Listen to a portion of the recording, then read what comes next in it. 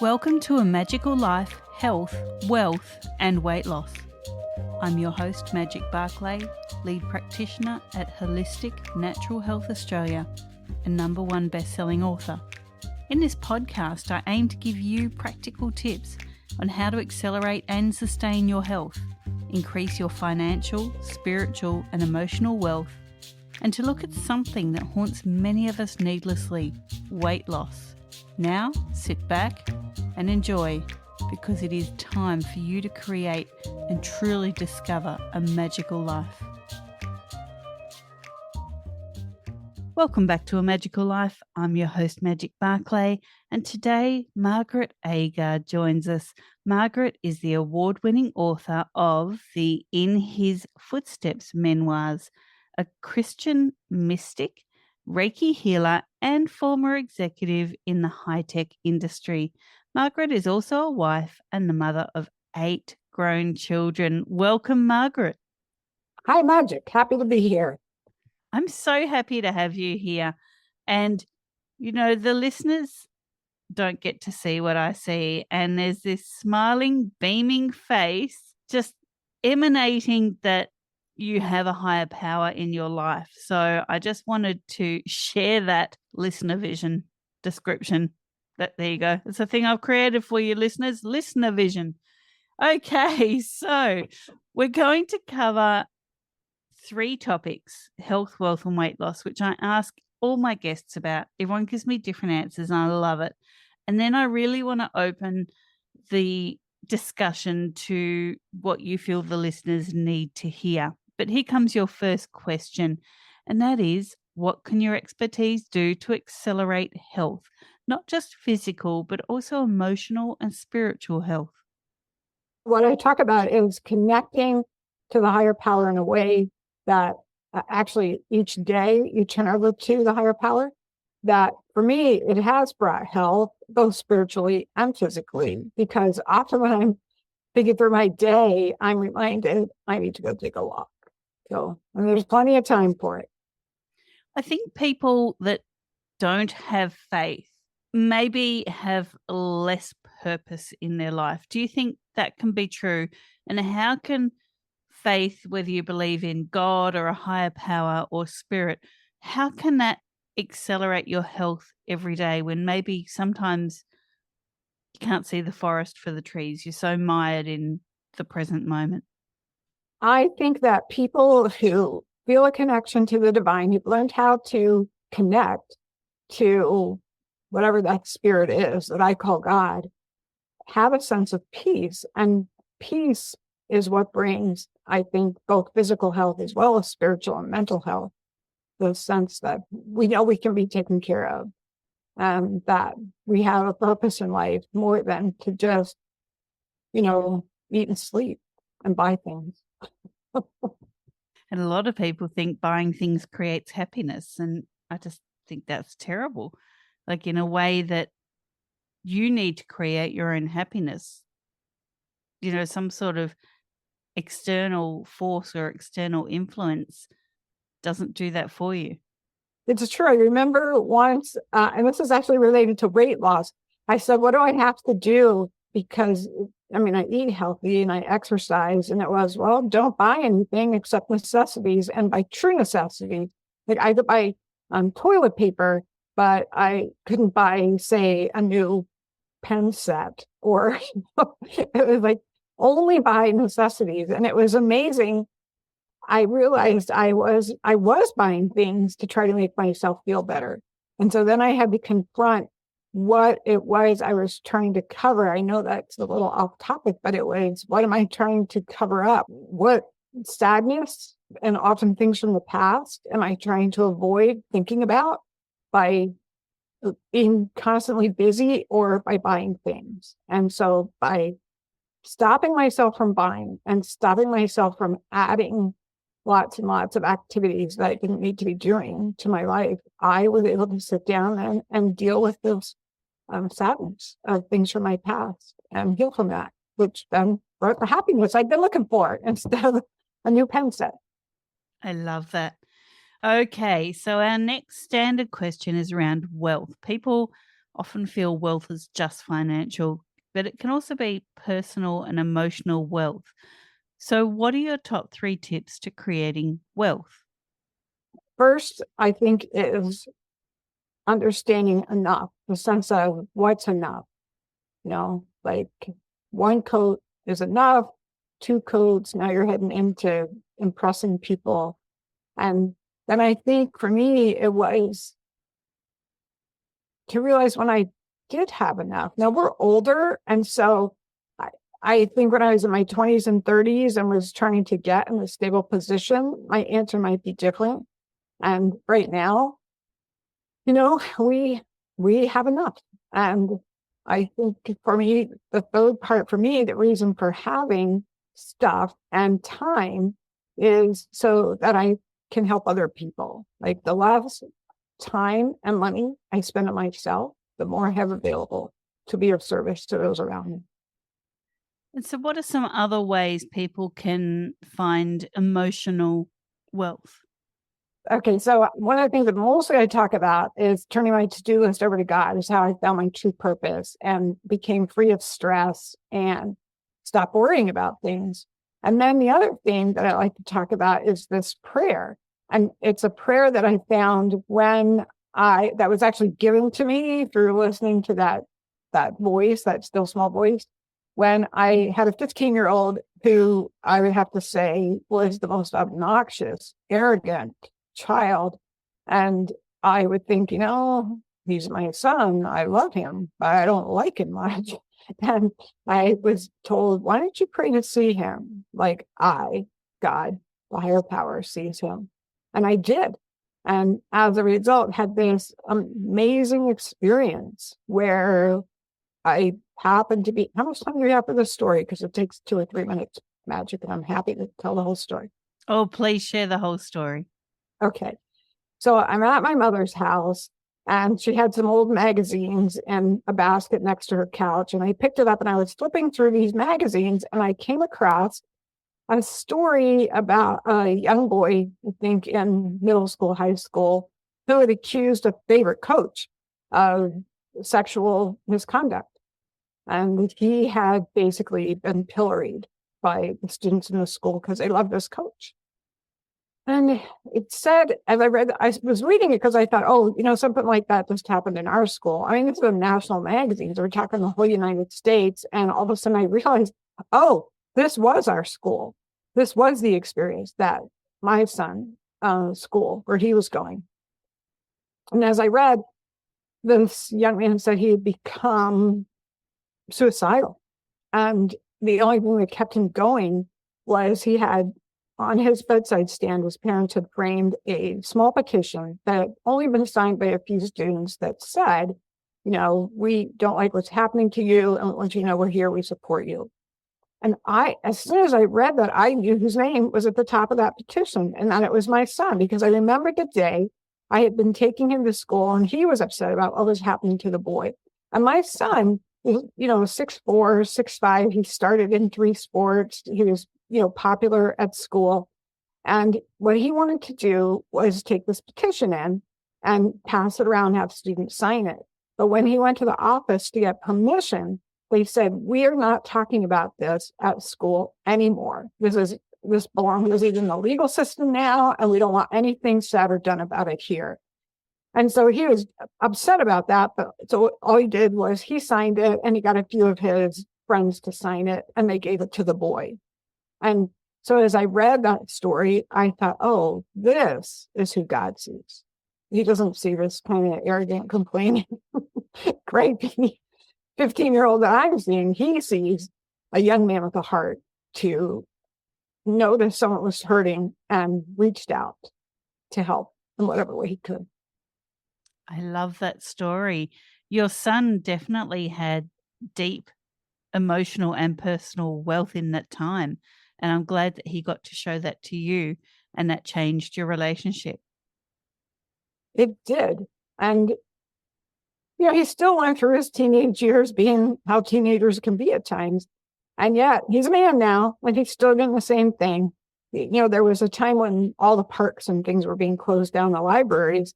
And he was saying, well, where are the homeless people going to go? Where are they going to go during the day? Where are they going to go to find a restroom?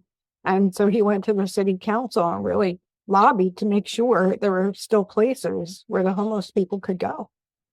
So kind of him. Now, our final standard question is around weight, and you did touch on it just before. Have you ever battled your weight? If so, how did you win that battle? And what can you offer the listeners who may be going through this? Also, keeping in mind that stress is a major factor in weight problems. I battled it, and I am still working on some what I would call underlying issues. So rather than focusing on the weight, and I'm a very healthy person, but my weight isn't optimum. And there was a reason I put it on. I gained once at my life 60 pounds in 60 days. And it had to do with a man saying the wrong thing in the wrong place. and it was that my subconscious took over, and I just kept eating. And I'd be like eating in a trance. And then I would come out and think, oh my gosh, am I eating again? And I honestly, a pound a day. And then I had to really work to take that off, but it wasn't a diet that I had to do. I had to address the underlying issues. And I think sometimes we as women hold on to weight. I'm talking specifically to women at this point. And I went to a seminar once it was a 2-day seminar, 2.5 days. And we talked about why women hold on to their weight and don't want to release it psychologically. And I lost 10 pounds just sitting there in 2.5 days talking like that. And so I think for a lot of women, we have to address the underlying issue. We all know how to count calories. We all know how to do the exercising. And we can count, fat grams, carbs, calories. So we're blue in the face. And we really need to change. For me, I really need to change my thought processes and stop using my weight as a protective layer of defense.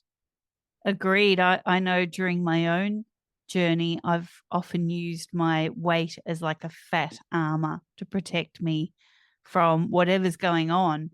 And, that's not a healthy way of protecting yourself. Exactly. Now, I want to open the floor to you now, Margaret. A lot of people, the past 20 or so years have been a little bit nuts, let's just say that. And, so a lot of people may have lost their faith.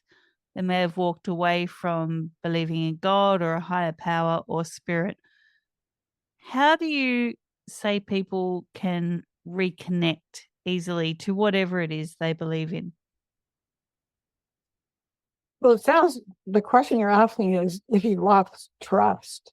And in my case, my trust grew when I started this process. There was a time in my life when I was a single mom, the sole financial support of my 8 children. And I was working as an executive in the high-tech industry, one of a few women.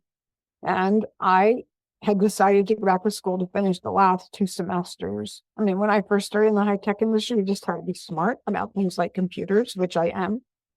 And now companies were going public and you needed some credentials if you were going to be an executive. So that's why I went back. And so here I was working full-time with 8 children and taking classes at night. And I was hardly getting any sleep. I was getting 3 or 4 hours of sleep a night. In the middle of the night, I would wake up panic-stricken, thinking, what have I left undone? What have I left undone? And it was that point in my life where I started turning to God with my to-do list at night, written down, saying, what do I have to do tomorrow? Because often I found myself doing things that at the last minute got canceled. And so I would have spent hours working on something only to find out I didn't need to do that. And I could have used those hours for something else. That's really why I started thinking, oh, I only could see the future. And I thought, well, I think I know who can see the future.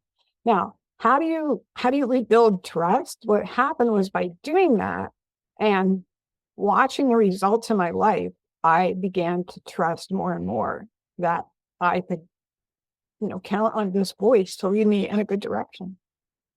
So you followed the direction. And then what happened? Like, were there any points where you questioned, why am I doing this? Where's this leading me? initially my first question was, what do I need to get done? Here's my plan. And what happened is after only just a couple of weeks of doing that, I was finishing every day by about 8 o'clock at night. And so I was getting a whole lot more sleep. I was getting the most important things done. And I was getting things done that I didn't know I would need until after I did it. And then all of a sudden the need for it came up. And I know that sounds so kind of odd, but that's what happened. And then after a while, I started thinking, maybe I should ask, what do you want me to do today? And thinking that we're all connected, right? We're all connected in some way. And so I started asking, what do you want me to do today? I did question some of the direction I was given. And I often questioned, well, what was I going to do instead of? And I can give a couple examples of that. It was once I was just going through my list and I just had everything on it, like drop the books at the library, that kind of thing that were due. And once it was, no, don't take the books to the library and you're not going to have time. And I thought, but they're due. And I don't want to pay a 10-cent fine. So I was like, no. And then it was, so I said, okay, if I don't go to the library, what am I supposed to do? I don't like to turn in books late. I was just call them. Now we're online. Now you could just go online and renew them, right? But at that point I couldn't. So I just actually called them. It was like when I questioned, how am I supposed to do that? Well, what do I do instead? That I could be given more direction. I didn't just have to take the direction I was given. And the other thing that happened, I can remember thinking once we were shipping products, we were selling it over the internet. And we always shipped Monday morning, next business day after the weekend. And one Monday, that was always at the top of my list, ship the orders. That had never, ever been like when I listened, here's my list, that had never been crossed out. But that Monday, I was told, don't ship the orders. And I thought, well, I don't know how things work in heaven, but let me tell you here on earth, if we say we're going to ship next business day, we're going to ship next business day. Well, and we're in Australia where your holidays are, but we have quite a few federal holidays on a Monday. When you're working from home, you kind of forget that. And so it turned out that Monday was a federal holiday and the post office was closed. So I couldn't ship the orders anyway. And it was just experiences like that led me to really trust that voice. I love that. And yes, Mondays are often a public holiday here in Australia. We move public holidays around to give us long weekends. So I love that. So many people might question, if there is a God, if there is a higher power, if there is spirit or Mother Nature or whatever it is that you think is out there, how can they have forsaken us? How can bad things happen? And what can we do when those times hit? I can only share what I've had to do. And we just had one of these times where, like, as if my husband was dying, literally. And I can remember having long conversations with spirit saying, and feeling that sense of comfort that you like to get and thinking, I don't want your comfort, I want my husband. But I did come through that time to recognize that even when I'm going through a hard time, because hard times are just what happens on earth, that not only was God there for me, but so were other people, and always and often would be. Why do we have to go through them? Because we're people, because a lot of what happens to us is things other people do to us. And I say, well, God doesn't stop me from doing mean things or making a critical comment, and he's not going to stop other people either. So, but he will comfort us. That's been my sense of it. Now, we've discussed quite a fair bit here today, Margaret. What's something we haven't touched on that you feel the listeners need to hear? I'd like to share this idea that one way to find your purpose, one way to get a life free of stress is to every day take your daily to-do list with however you sit with the divine, whether it's through meditation or prayer or just focusing inward and listen to, your intuition, is to take that every night and ask that question, look at the list and say, what do I really have to do? And what do you want me to do? And as your daily list changes, so does your daily life. And our days are our life. And often I have been led, and I know other people who have been led to find their true purpose step by step. Now, we love freebies here, Margaret. Before I let you go, what can you offer the listeners and where can they find it? I do have a website, endlessfootsteps.com, and I do send out a newsletter. I have my 2 books up there and the third one I'm working on. And I tell stories, these inspiring stories, as part of the newsletter and in the books. And what I do offer is, to the people who get the newsletter, I occasionally offer freebies or first peek looks at things. Like right now, my 3rd book is in the final editing process, and I've been sending it out to the people at no charge who are on my email list. I don't send spam. I only send it once a month. I can say, I'm old, I'm tired. You'll be lucky if you get it once a month, but I do send often free posters and access to additional information through that newsletter. So endlessfootsteps.com, and a little pop-up off to the side will come up so you can sign up for the newsletter. Thank you. Now, people can find you on Facebook in His Footsteps page. You're on Twitter in His Footsteps. You're on Instagram in His Footsteps books. You also have YouTube, Pinterest, and LinkedIn. Everyone look for Margaret Agard in His Footsteps. Thank you so much for your time today. Thanks for having me, Magic. My pleasure. And listeners, thank you so much for your time. Go forth and create your magical life. Thanks for listening today. Please subscribe to hear future episodes, leave a review, and share this podcast. Drop us a line at A Magical Life Podcast on Facebook and let me know what you would like to know more about. You can find us on Instagram at Holistic Natural Health, that's holistic with a W, or at www.holisticnaturalhealth.com.au. That's where you'll access all sorts of articles, freebies, and more.